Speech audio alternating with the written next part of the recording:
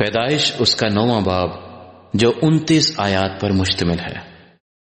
اور خدا نے نوح اور اس کے بیٹوں کو برکت دی اور ان کو کہا کہ بارور ہو اور بڑھو اور زمین کو معمور کرو، اور زمین کے کل جانداروں اور ہوا کے کل پرندوں پر تمہاری دہشت اور تمہارا روب ہوگا۔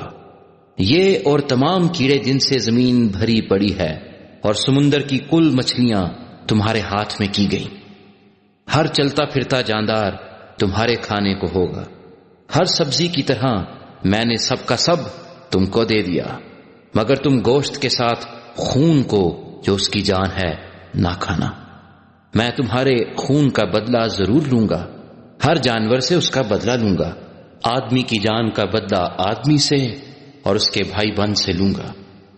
جو آدمی کا خون کرے اس کا خون آدمی سے ہوگا، کیونکہ خدا نے انسان کو اپنی صورت پر بنایا ہے۔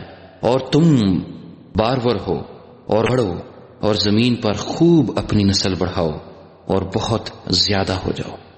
اور خدا نے نوح اور اس کے بیٹوں سے کہا، دیکھو میں خود تم سے اور تمہارے بعد تمہاری نسل سے اور سب جانداروں سے جو تمہارے ساتھ ہیں، کیا پرندے، کیا چوپائے، کیا زمین کے جانور، یعنی زمین کے ان سب جانوروں کے بارے میں جو کشتی سے اترے عہد کرتا ہوں۔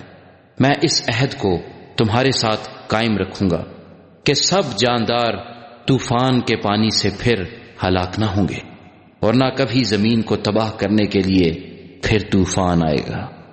اور خدا نے کہا کہ جو عہد میں اپنے اور تمہارے درمیان اور سب جانداروں کے درمیان جو تمہارے ساتھ ہیں پشت در پشت ہمیشہ کے لیے کرتا ہوں، اس کا نشان یہ ہے کہ میں اپنی کمان کو بادل میں رکھتا ہوں۔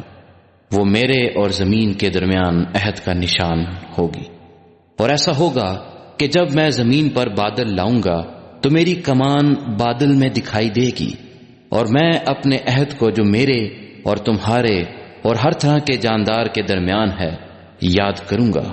اور تمام جانداروں کی ہلاکت کے لیے پانی کا طوفان پھر نہ ہوگا، اور کمان بادل میں ہوگی، اور میں اس پر نگاہ کروں گا تاکہ اس ابدی عہد کو یاد کروں جو خدا کے اور زمین کے سب طرح کے جاندار کے درمیان ہے۔ پس خدا نے نوح سے کہا کہ یہ اس عہد کا نشان ہے جو میں اپنے اور زمین کے کل جانداروں کے درمیان قائم کرتا ہوں۔ نوح کے بیٹے جو کشتی سے نکلے سم، حام اور یافت تھے، اور حام کنعان کا باپ تھا، یعنی نوح کے بیٹے تھے، اور انہی کی نسل ساری زمین پر پھیلی۔ اور نوح کاشتکاری کرنے لگا، اور اس نے ایک انگور کا باغ لگایا، اور اس نے اس کی مے پی اور اسے نشہ آیا، اور وہ اپنے ڈیرے میں برہنہ ہو گیا۔ اور کنعان کے باپ حام نے اپنے باپ کو برہنہ دیکھا اور اپنے دونوں بھائیوں کو باہر آ کر خبر دی۔ تب سم اور یافت نے ایک کپڑا لیا اور اسے اپنے کندھوں پر دھرا اور پیچھے کو الٹے چل کر گئے اور اپنے باپ کی برہنگی ڈھانکی، سو ان کے منہ الٹی طرف تھے اور انہوں نے اپنے باپ کی برہنگی نہ دیکھی۔ جب نوح اپنی مے کے نشے سے ہوش میں آیا تو جو اس کے چھوٹے بیٹے نے اس کے ساتھ کیا تھا اسے معلوم ہوا، اور اس نے کہا کہ کنعان ملعون ہو، وہ اپنے بھائیوں کے غلاموں کا غلام ہوگا۔